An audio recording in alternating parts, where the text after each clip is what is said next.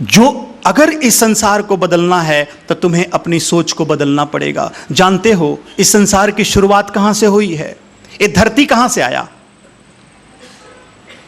वैज्ञानिक और धर्म, अध्यात्म दोनों ने ढूंढा और पाया कि ये धरती की उत्पत्ति पानी से हुई, जल से हुई। ये धरती जल से पैदा हुआ, पानी से पैदा हुआ। ये जल कहां से आया? विज्ञान का कहना था कि जल हवा से आया, H2O, हाइड्रोजन का 2 भाग, ऑक्सीजन का 1 भाग। लेकिन धर्म कहता था नहीं, पानी अग्नि से आया, अग्नि से उत्पत्ति हुई। विज्ञान को विपरीत लगता था कि अग्नि से पानी कैसे उत्पन्न होगा, अग्नि से तो पानी जल जाता है। लेकिन विज्ञान, धर्म कह रहा है कि अग्नि से पानी उत्पन्न हुई। विज्ञान नहीं मानता था, लेकिन रिसर्च कर करके अब 72 साल पहले विज्ञान एक्सेप्ट कर लिया, मान लिया कि नहीं, हवा से पानी की उत्पत्ति नहीं हुई, पानी की उत्पत्ति अग्नि से हुई। इसलिए कि ऑक्सीजन का H2O, हाइड्रोजन का 2 भाग, ऑक्सीजन का 1 भाग मिलने से पानी बनता है। तो विज्ञान माना कि हाइड्रोजन बनने के लिए भी तो अग्नि चाहिए, गर्म करना पड़ेगा ऑक्सीजन को, तभी हाइड्रोजन बनेगा। तो कहीं ना कहीं इसके पहले अग्नि होगी। तब मानना पड़ा कि अग्नि से जल की उत्पत्ति हुई। तो पानी कहां से आया? कहां से? जल कहां से आया? अग्नि से। बहुत सुंदर, अग्नि से। अब देखो, अग्नि कहां से आया? हवा से। अगर ऑक्सीजन हवा को रोक दिया जाए तो कितना भी तुम आग जलाओ नहीं जलेगा। इसलिए देखना, आग बुझाने के लिए भी गैस ही देते हैं, डालते हैं कि वो बुझे। क्या होता है? नाइट्रोजन, क्या गैस होता है? Carbon dioxide. कार्बन डाइऑक्साइड जो तुमको देते हैं गैस का सिलेंडर सब लोग। तो हवा से अग्नि आई। अब हवा कहां से आया? आकाश से। अगर आकाश को बंद कर दिया जाए, ब्लॉक कर दिया जाए, तो कभी कोई हवा उत्पन्न ही नहीं होगा। तो मेरे बंधुओं, आकाश से हवा, हवा से अग्नि, अग्नि से और पानी से धरती। तो संसार की शुरुआत कहां से हुई? आकाश से। वहां से उत्पन्न हुआ। अब देख, आकाश कहां से उत्पन्न हुआ? ये अभी तक विचारणीय है। न धर्म खोज पाया है, न विज्ञान खोज पाया कि कहां से उत्पन्न हुआ। अभी तक दोनों खोज रहे हैं, ढूंढ रहे हैं। इसलिए कि आकाश को पता करने के लिए जितने ऊपर जाओ, जितने ऊपर जाओ, आकाश उतना ही ऊपर जाता है। जब हम लोग कभी कभी सीढ़ियों पर बैठ के, सीढ़ियों में बैठ करके जब किसी ग्रह पर जाते हैं तो देखते हैं, तो जितने ऊपर जाते हैं उसके ऊपर आकाश दिखने लगता है। उसके ऊपर जितने ऊपर जाओगे उसके ऊपर आकाश दिखेगा। और आकाश, अगर तुम चंद्रमा पर चले जाओ और पृथ्वी को देखो तो पृथ्वी भी चंद्रमा जैसे चमकता है, पृथ्वी वैसे ही चमकता है। मंगल पर चले जाओ, पृथ्वी को देखो तो पृथ्वी लाल रंग से चमकता है, जैसे थोड़ा लालिमा रंग रहेगा और उस तरह से चमकेगा। चंद्रमा पर हल्का व्हाइट और पीला रंग रहेगा, चमकेगा। जिस ग्रह पर तुम पहुंच जाओ वहां से तुम वो लगेगा कि आकाश और ऊपर है। तो आकाश अभी तक किसी को मिला नहीं, लेकिन हमारी सोच और विचार है कि आकाश है। आकाश है, ये हमारी विचार है, हमारी सोच है। तो सही आकाश है। तो आकाश कहां से आया? हमारी सोच से, हमारे विचार से। अभी तक रिसर्च नहीं हुआ है, लेकिन हमारी सोच और विचार है कि आकाश है। तो है, तो आकाश कहां से आया? हमारे सोच और विचार से। सोच और विचार से आकाश आया, आकाश से हवा, हवा से अग्नि से और जल से। तो संसार की शुरुआत कहां से हुई? कहां से हुई? हमारे सोच और विचार से। मेरे बंधुओं, हमारी सोच और विचार से आकाश, आकाश से हवा, हवा से अग्नि, अग्नि से जल, जल से पृथ्वी। तो संसार की शुरुआत हुई हमारे सोच और विचार से। मेरे बंधुओं, अगर इस संसार को बदलना है तो हमारे सोच और विचार को बदलना होगा, हमारी सोच को बदलना होगा। हमें प्रश्न सुंदर होना पड़ेगा, अच्छा होना पड़ेगा। जानते हो, हमने एक इंसिडेंट तुम्हें बताता हूं कि एक कुम्हार था जो हमेशा चिलम बनाया करता था। वो कुम्हार जब भी कुछ करता तो वो हमेशा चिलम बनाता था। चिलम जानते हो आप? Smoking pipe. साधुओं का बिगड़ा हुआ रूप सेवन किया करता था पहले। हाँ, वो ऐसे करते थे ना, कुछ पीते थे, उसको चिलम कहते हैं। तो वो बनाता था। एक दिन वो मट्टी सान रहा था चिलम का। मट्टी मिलाते मिलाते, सानते सानते वो कुम्हार के मन में विचार हुआ कि कि ऐसा करता हूं कि मैं इसका घड़ा बना देता हूं। मट्टी तो है ही है, चीलम बनाऊं या घड़ा। तो उसके मन में सोच आया, उसके विचार बदले और विचार बदला और उसने क्या किया, चीलम के मट्टी से घड़ा बना दिया। मेरे बंधुओं, जब घड़ा बना दिया, घड़ा बनने के बाद पका, ओम, अच्छा हुआ, बन गया। तो किसी धार्मिक आदमी ने उस घड़े को खरीदा और मंदिर में रख दिया।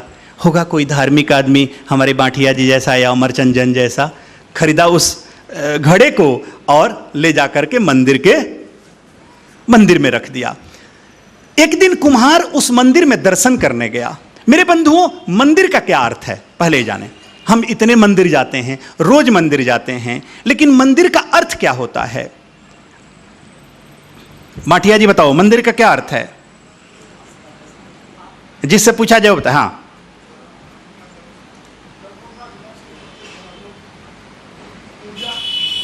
बहुत सुंदर मेरे बंधुओं, अच्छी बात। मंदिर का अर्थ सीधे लगाओ शब्द से, मंदिर। मन मतलब मन और दी मतलब बुद्धि। संस्कृत भाषा में दी को बुद्धि कहते हैं, प्राकृत में भी दी को बुद्धि कहते हैं। तो मन मतलब मन, सब जानते हैं मन, और दी मतलब बुद्धि। अब देख, मन और बुद्धि, मन कैसे बना? 5 ज्ञान इंद्रिय, 5 कर्म इंद्रिय, वो सब पर मन कार्य करता है। 5 ज्ञान इंद्रिय और 5 कर्म इंद्रिय, उससे 10 और मन और बुद्धि, ये 12 चीजों से शरीर बना। 5 तत्वों में और 12 अत्वत्व में ये शरीर बना। तो मंदिर, तो मन मतलब मन, दी मतलब बुद्धि और रब मतलब रवि, सूर्य। सूर्य क्या करता है? हमारे विकारों को मिटाता है। बारिश के दिनों में देखना कितने कीड़े मकोड़े निकल जाते हैं। जैसे सूर्य का प्रकाश होने लगे सब खत्म हो जाते हैं, अंदर चले जाते हैं, मर जाते हैं। तो सूर्य हमारे विकारों को मिटाता है। जिस कंट्री में सूरज कम आता है, कम पड़ता है, देखना वहां बहुत बीमारियां हैं। डिप्रेशन की बीमारी है, हड्डी कमजोर हो जाता है, विटामिन डी की कमी हो जाती है, तरह तरह के उनको दवा लेना पड़ता है, कारण कि सूरज का प्रकाश नहीं मिल रहा है। तो सूरज हमारे विकारों को ही नहीं मिटाता, बुराइयों को नहीं जलाता। देख लेना, ठंडे के दिनों में हम लोग शरीर में तेल लगाकर धूप लेता है कि विकार मिटे शरीर का। तो हमें एनर्जी भी देता है, सोर्सेस ऑफ एनर्जी। इस संसार में जितनी भी ऊर्जा मिलती है वो कहां से है? सूरज से। सोलार ऊर्जा क्या क्या आप सब सूरज से पाते हैं। तो मेरे बंधुओं, वो ऊर्जा भी देता है, एनर्जी भी देता है और विकारों को भी मिटाता है। तो मंदिर का अर्थ, जो हमारे मन और बुद्धि के विकारों को मिटा कर राख कर दे, मिटा दे और फिर से ईश्वरीय शक्ति दे दे, एनर्जी दे दे, उसी को मंदिर कहते हैं। दैट्स कॉल्ड मंदिर। मन और बुद्धि को मिटाकर जो आध्यात्मिक और परमात्मा की शक्ति दे दे, फिर से हमें ऊर्जा दे दे, उसी को मंदिर कहते हैं। इसलिए जब तुम मंदिर में जाते हो तो भगवान के दर्शन करते हो और थोड़ा देर बैठ लेते हो कि विकार मिट जाए। दर्शन किया, विकार मिटे, दरवाजे पर गए, सर झुकाया, विकार मिटे, थोड़ा बैठ लिए, एनर्जी मिल गया। लेकिन मंदिर में सोते नहीं है। मंदिर में कभी भूल के मत सोना, नहीं तो इतनी ऊर्जा मिल जाएगी कि फेल हो जाओगे। हाँ, बहुत बार ज्ञान भी अगर बहुत हो जाता है, आदमी पागल हो जाता है, और नहीं होता तो पागल ही है वो। तो इसलिए जितनी जिसकी जरूरत है उतना ही लेना, जहां जिसकी जरूरत है वहीं करना। और एक बात जान ले, बुद्धिजीवी आदमी का यही कार्य है कि जहां जिसकी जरूरत है वो करो। नहीं तो एक बात बताओ, तुम सिनेमा हॉल में चले जाओ और वहां जाकर नौकार मंत्र पढ़ो या गायत्री या गीता या आगम का पाठ करने लगो तो लोग तुम्हें अच्छा कहेगा क्या? बोले मूर्ख आदमी का। इसलिए कोई जगह नहीं है, कोई मतलब उसकी जगह नहीं है, लोग उसके लिए नहीं गए हैं। लेकिन मंदिर में आकर अगर सिनेमा का डायलॉग बोलने लगो तो क्या खा भैया जी, लोग क्या कहेंगे? बुरा कह देंगे अपने को। तो जहां जिसकी जरूरत है उसी को करना, और यही बुद्धिजीवी व्यक्ति का कार्य है। तो मेरे बंधुओं, मंदिर इसलिए हम बनाते हैं कि जो मन और बुद्धि के विकार को जला देता हो, मिटा देता हो, राख कर देता हो, खत्म कर देता हो और फिर एनर्जी, ऊर्जा दे देता हो। तो मंदिर गया, जब वो कुम्हार मंदिर गया तो अपने उसका मित्र भी साथ में था। देखा कि उस घड़े के आसपास बहुत लोग खड़े हैं और ठंडा ठंडा जल ले रहे हैं। तो वो कुम्हार देखा और अपने मित्र से कहा, ए मित्र, जानते हो इस घड़े को मैंने बनाया, मेरे द्वारा बनाया गया है। मेरे बंधुओं, ओ मित्र देखा और कहा, ए भाई, तुम झूठ कब से बोलने लगा? मैं तो सोचता था तुम सच्चे आदमी हो, लेकिन अब तो तुम भी फेंकने लगे हो। झूठ बोलने लगे हो। कुम्हार ने कहा, विश्वास करो मुझ पर, मैं झूठ नहीं बोल रहा हूँ, इस घड़े को मैं नहीं बनाया, मेरे ही द्वारा बनाया गया है। बोले, अरे तुम तो चिलम बनाते थे, तुम घड़े कब बना दिए? तो उसने कहा, नहीं भाई, मैं ही बनाया, मैं चिलम के लिए मट्टी साना था, लेकिन बना दिया घड़ा। तो मैं कसम से कहता हूँ, आजकल कसम पर से भी लोगों का विश्वास उठ गया। लेकिन जानते हो, हम इतने झूठ बोलने लगे छोटी छोटी बातों में कि अब कसम का कोई वैल्यू ही नहीं रहा। और हम मड़वारी लोग तो इतने तेज हैं कसम खाने में कि गलती भी हम ही करते हैं, झूठ भी हम ही बोलते हैं थारी कसम। अपने बोलते क्या कि हमारी कसम, मैं अपनी कसम खा के कहता हूं मैं सही बोल रहा हूं, बोलते थारी कसम। झूठ भी मेरा, परेशानी भी तेरी, कसम भी तेरा ही, सर भी तेरा, टोपी भी तेरी, सर भी तेरी। मेरे बंधुओं, तो बड़ा उस माना नहीं उसका मित्र। तो उस कुम्हार ने कहा, क्षमा करना मेरे भाई। और जानते हो, हम इतनी छोटी छोटी, तुम अपने जीवन में सोच के देखना कि क्यों क्यों झूठ बोलते हो, इतनी छोटी छोटी बातों में क्यों, जिसकी जरूरत नहीं उस झूठ तो मत बोल। बहुत बार तुम ऑफिस में जाते हो, सैलून में दाढ़ी बना रहे हो, पत्नी फोन करती है, कहाँ हो? तो बोलता ऑफिस में मीटिंग में हूं। ए बुद्धू, ये क्या जरूर बोल देना दाढ़ी बना रहा हूं, मतलब इसमें क्या जरूरी है इस छोटी छोटी बातों जिसकी कोई जरूरत नहीं है, आदत बन गई है। और मेरे बंधुओं, अपनी आदत को बिगड़ने मत देना। लेकिन एक बार अगर आदत बिगड़ गई हमारी, तो फिर बड़ी मुश्किल है लौटने में के लिए, बड़ा मुश्किल है। इसलिए कि आदतें जल्दी खत्म नहीं होती है, आदतें जल्दी खत्म नहीं होती है। तो अपने आदतों में, अपने स्वभाव में बुरी चीजों को मत लाने देना मेरे बंधुओं। और बुरा आदमी अगर सही करने का नाटक भी करे तो बहुत दिन तक सही नहीं कर सकता है, एक न एक दिन गलती कर जाएगा, एक न एक दिन अपने ओरिजिनल चीजों पर आ जाएगा। जानते हो, एक बड़ी सुंदर कहानी है कि एक केकड़ा और एक बिच्छू दोनों अच्छे मित्र हुआ करते थे। एक दिन बिच्छू ने कहा केकड़े से कि ए भाई, मुझे समुद्र दिखाओ, हमने सुना है कि समुद्र बड़ा सुंदर होता है, मोती होता है समुद्र के अंदर, अच्छी अच्छी मछलियां होती है, बड़ी सुंदर है। तो केकड़े ने कहा, बिच्छू भाई मित्र, तुम तो ठहरे स्थल के प्राणी, धरती के प्राणी, तुम समुद्र में तैरना तो जानते नहीं हो, तुम डूब जाओगे, कैसे देखोगे? तो बिच्छू कहा, तुम मेरे मित्र हो, मैं तेरे पीठ पर बैठ जाऊंगा केकड़ा, और तुम मुझे समुद्र दिखा देना। तो केकड़े ने कहा, भले भाई, तुम मित्र तो हो, लेकिन मैं तुमको पीठ पर बैठाऊंगा, और कोई भी चीज तुमसे सटी तो तेरी तो आदत है डंक मारना, कल तो तुम मुझे डंक मार दोगे, मैं तो मरा। तो बिच्छू ने कहा, मैं तेरा मित्र हूं, क्यों डंक मारूंगा? तो केकड़े ने कहा, नहीं भाई, मेरी स्वभाव है दबाना, चिपना, तेरी स्वभाव है मारना, ये दोनों की छूटेगी नहीं, ये छूटेगी नहीं। मैं कोई टच हुआ मैं चाप दूंगा, और तुम्हें कोई टच हुआ तुम मार दोगे, हम दोनों अपने स्वभाव से मजबूर हैं, छोड़ो ये काम। बिच्छू ने कहा, ए भाई देख, एक तो तुम मेरे मित्र हो, मैं क्यों मारूंगा? दूसरा, तुम मुझे समुद्र दिखाए, मैं क्यों मारूंगा?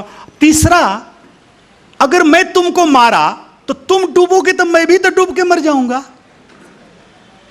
केकड़े ने कहा, हां, इस तर्क में दम है, ये तर्क तेरा दमदार है, इस तर्क में दम है कि अगर मैं मारा तो तुम डूबोगे, तो तुम मारे तो तुम डूबोगे, तो मैं डूबूंगा तो तुम भी तो डूब जाओगे, तो दोनों मर जाएंगे, इसलिए तुम नहीं मारोगे अपने बचने के डर से, अपने मरने के डर से नहीं मारोगे, बचना चाहोगे। मान गया केकड़ा। बिच्छू केकड़े के पीठ पर बैठ गया और लगा समुद्र दिखाने। दिन भर केकड़ा समुद्र दिखाया।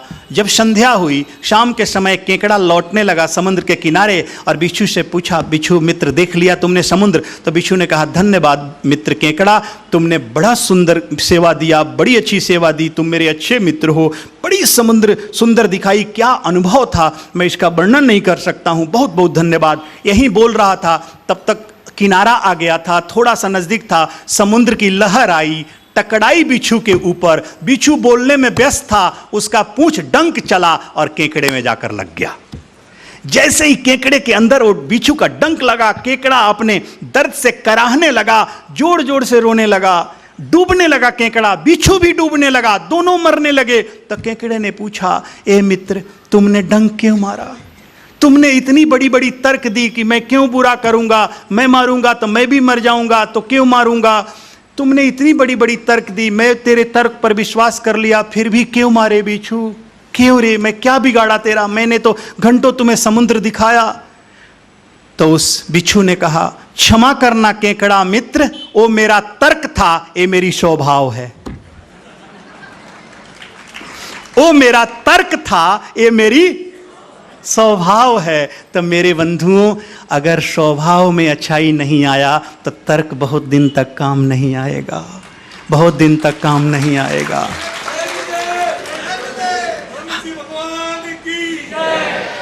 हमारी स्वभाव में अच्छाई आ जानी चाहिए, मैं अच्छा हो जाना चाहिए, मेरी स्वभाव अच्छी हो जानी चाहिए। मेरे बंधुओं, अपने आप को तो पर्सनल जो तेरा जीवन है उसको भी सुंदर बनाओ। खाली तर्क और चीजें अच्छी दिन तक काम नहीं आएगी। देख ले, कोई आदमी अच्छी तर्क दे दे, लेकिन कुछ दिन उसके साथ रहो, कुछ काम करो, देख बाद में परेशान करने लगेगा अपने स्वभाव से, लेकिन उसकी स्वभाव है वो हटती नहीं है। तो अगर तुम्हें अच्छा होना है तो अपने स्वभाव को अच्छा करना पड़ेगा। पर्सनल लाइफ को सुंदर करना है तो उसको अच्छा करना पड़ेगा। हाँ, तो उस कुम्हार ने कहा कि विश्वास कर मेरे मित्र, इस घड़ा को मैं नहीं बनाया, मैं मट्टी तो साना था चीलम बनाने के लिए, लेकिन बनाते बनाते मेरे मन में सोच आया कि मैं रोज चीलम बनाता हूं, आज ऐसा करूं कि घड़ा बना दूं। मेरे सोच आए, उससे मेरे विचार बदले और मैं इस चीलम के मट्टी को घड़ा बना दिया, चीलम के मट्टी से घड़ा बना दिया। मैं नहीं बनाया। जैसे ही ये बातें बोला, वो घड़ा कह उठा, ए मेरे कुम्हार भाई, तुम्हारे सोच और विचार बदले, मेरे तो संसार बदल गए।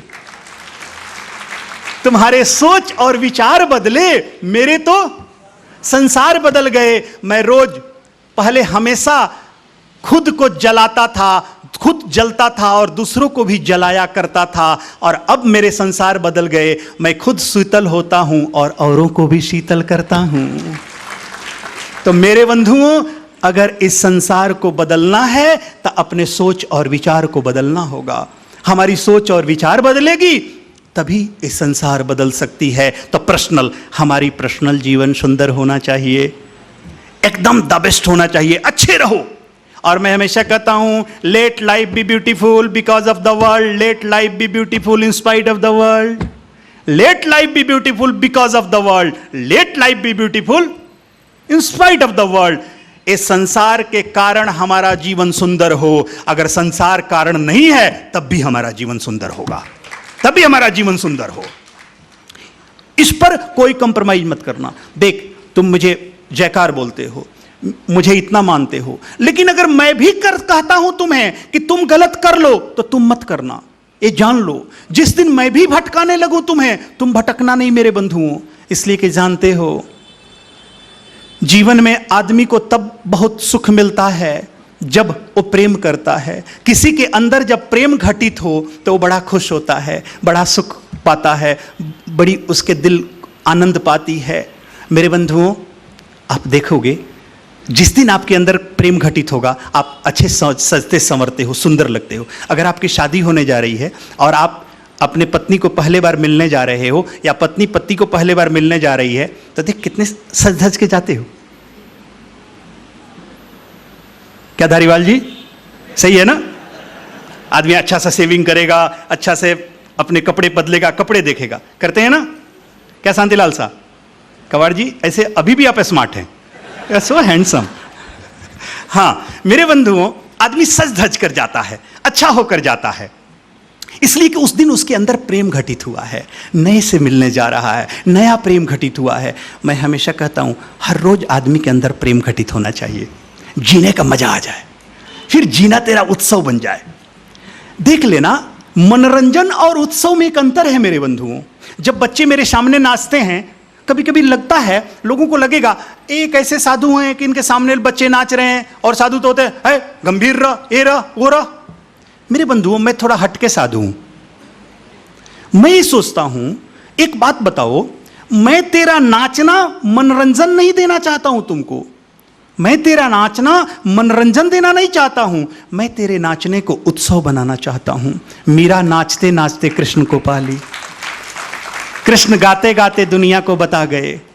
मेरे बंधुओं, उत्सव और मनोरंजन में एक अंतर है। मनोरंजन मन का रंजन, मन को बदलता है, मन का रंजन करता है और अंदर से बाहर लेकर जाता है, अंदर से बाहर लेकर जाता है, खुद से बाहर निकालता है मनोरंजन। देख लेना, आज तुम टीवी देख रहे हो, आजकल बच्चे बोल रहे थे कुछ क्रिकेट मैच का सीजन है, क्रिकेट मैच होता है, हाँ जो भी पीएल हो जो हो मुझे पता नहीं अधिक, आईपीएल, हाँ आईपीएल तो क्रिकेट का सीजन है। तो जब तुम क्रिकेट देखने बैठते हो 4 घंटे, कितने घंटे होता है वो?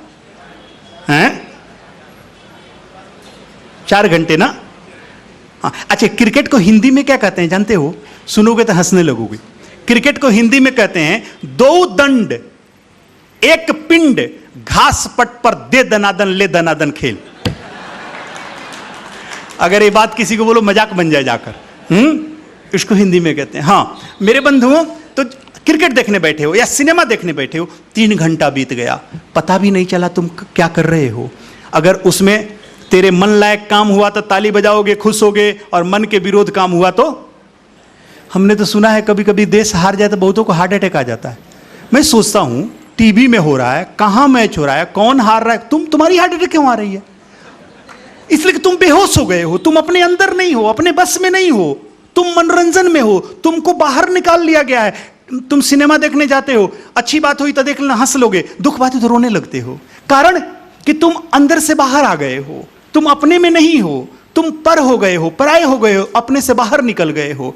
तो मनोरंजन जो खुद से दूर लेकर जाता हो, और उत्सव उसे कहते हैं जो बाहर से अंदर लाता हो, जो बाहर से केंद्र पर लाता हो। इसलिए देख लेना, कृष्ण की जो सबसे प्रिय थी उसका नाम क्या था? राधा। उसका नाम राधा क्यों पड़ा? क्यों राधा पड़ा? इसलिए कि धारा का उल्टा शब्द है राधा। धारा, राधा। तो धारा जो है वो केंद्र से दूर लेकर जाता है। जैसे हिमालयात गंगा निसरती, हिमालय से गंगा निकलती है, तो केंद्र से, हिमालय से गंगा दूर जा रही है, और जो दूर से केंद्र पर लाता हो उसको राधा कहते हैं। तो राधा कृष्ण को मनोरंजन नहीं देती थी, उत्सव दिया करती थी। और उत्सव एक बार हो गया, एक बार अंदर उत्सव पैदा हो गया तो फिर कभी जाने वाला नहीं है। जैसे हो गया मीरा के अंदर, सब विपरीत परिस्थितियों में रही मीरा, लेकिन उत्सव नहीं गया। आ गया महावीर के अंदर, उत्सव पैदा हो गया। हर विपरीत परिस्थिति रहे, लेकिन महावीर का उत्सव गया नहीं। आ गया चंदनबाला के अंदर उत्सव। उस दिन हमारे कवाड़ जी की लड़की, क्या नाम उसका है, कपिला, हाँ कपिला, ब्यूटीफुल उसने आर्ट दिखाई ना। मेरे बंधुओं, उत्सव बाहर से अंदर लाता है, हमारे केंद्र में लाता है।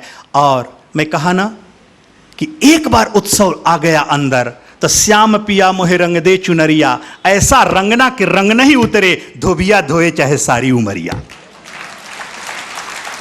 एक बार उत्सव आ गई और तेरे अंदर उत्सव पैदा हो गया तो ये दुख रूपी धोबी, ये परिस्थिति रूपी धोबी, ये परेशानी, ये कष्ट, ये सफलता, ये जीवन भर धोता रहेगा, लेकिन ये रंग नहीं उतरेगा। इसलिए कि उत्सव का रंग है, वो पक्का रंग है। मनोरंजन का रंग तो उतर जाए, 3 घंटे देखे हो, बाहर आए टेंशन कुछ भी, लेकिन बाहर गए हो तो मैं तुम्हारे अंदर उत्सव देना चाहता हूं। देख, इस जीवन में 2 आदमी का नाम सुने होंगे और दोनों की नाच बड़ी प्रसिद्ध रही। मीरा नाचते नाचते परमात्मा को पा गई, और माइकल जैक्सन भी नाचते नाचते पैसा को पा गया।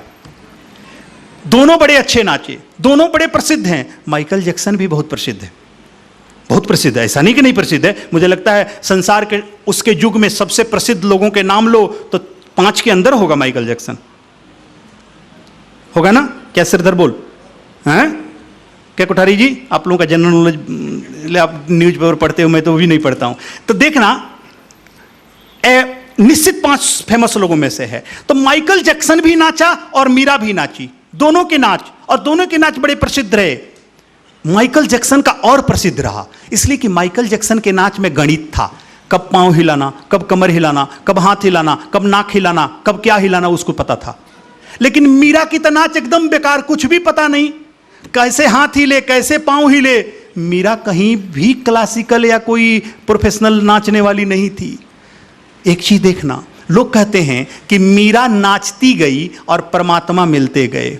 मैं ये नहीं मानता हूं। अगर नाचने से परमात्मा मिलते तो माइकल जैक्सन को पहले मिल जाते, मीरा को तो कभी मिलते ही नहीं। मैं ये सोचता हूं कि मीरा नाचती गई, परमात्मा मिलते गए नहीं, मीरा को परमात्मा मिलते गए और मीरा नाचती गई। जैसे प्रेम मिलेगा, परमात्मा मिलेगा, आदमी झूमने लगेगा, नाचने लगेगा, खुश हो जाएगा। कैसे अगर आपका कोई प्रिय आदमी मिल जाता, आप कितने खुश हो जाते हो? क्या मोदी जी? आप देखो, आप जब मुझे देखते हो तो कितने खुश हो जाते हो, इसलिए क्या मुझे प्रेम करते हो। तो जैसे आप किसी को चाहते हो और वो आपको मिल गया तो आप खुश हो जाओगे। सही है ना? मिला कि आप खुश हो जाओगे। जो जिसको आप प्रेम करते हो, जिस चीज से प्रेम करते हो, अगर वो आपको दिखा, आपके अंदर खुशी आ जाएगी, निश्चित आ जाएगी। क्या धारीवाल जी, सही है ना? और जिसे नहीं चाहते हो अगर वो मिल जाए, आदमी सोचे क्यों देख लिया, मेरा समय खराब था कि आ गया। आज देखो, जिससे आप प्रेम करते हो, जैसे धारीवाल जी, जानशी आपकी बेटी आपको बहुत प्रिय है, सामने आए खुश हो जाओगे। जो जिससे आप प्रेम करते हो, आप अपने बेटे को चाहते हो, अपने पत्नी को चाहते हो, मित्र को चाहते हो, गुरु को चाहते हो, परमात्मा को चाहते हो, अगर वो सामने आया तो, या कोई पदार्थ ही चाहते हो, वही मिल गया। जैसे तुम चाहते हो कि मुझे ये चीज मिले और मिल गया तो खुश हो जाओगे। तो जिसको चाहते हो वो मिला तो तुम खुश हो जाओगे। मेरे बंधुओं, तो परमात्मा को मीरा चाहती थी, उसको परमात्मा मिलते गए और मीरा नाचती गई। देख लेना, जब भजन चलता है तो बहुत लोग ऐसे हैं जिनका कभी शरीर नहीं ले, वो दूसरे को नचाते रहे लेकिन वो भी नाचने लगता है, लेकिन परमात्मा मिले वो नाचने लगे, झूमने लगे। तो मीरा को परमात्मा मिलते गए और मीरा नाचती गई। तो देखना मेरे बंधुओं, माइकल जैक्सन इतना सुंदर नाचने वाला, संसार का सबसे फेमस आदमी, यहां तक कि माइकल जैक्सन जैसा हजारों लोग बनना चाहते थे। उसके जैसा बाल रखना, उसके जैसा डांस करना, उसके जैसा बात करना। और मैं कभी कभी सोचता हूं, दुनिया कितना पागल है। ये हीरो हीरोइन होते हैं आज भारत में, जैसे कोई भी कौन जो भी हो, अमिताभ बच्चन ही हो या कोई हो, अब जो भी हो, शाहरुख खान हो या ऋतिक रोशन हो, जो भी हो, अगर उसको देखो, लड़के उसके जैसा बनना चाहते हैं, लड़कियां ऐश्वर्या राय जैसा बनना चाहती है, या किसी और, तुम लोग जानते होगे और सब नाम।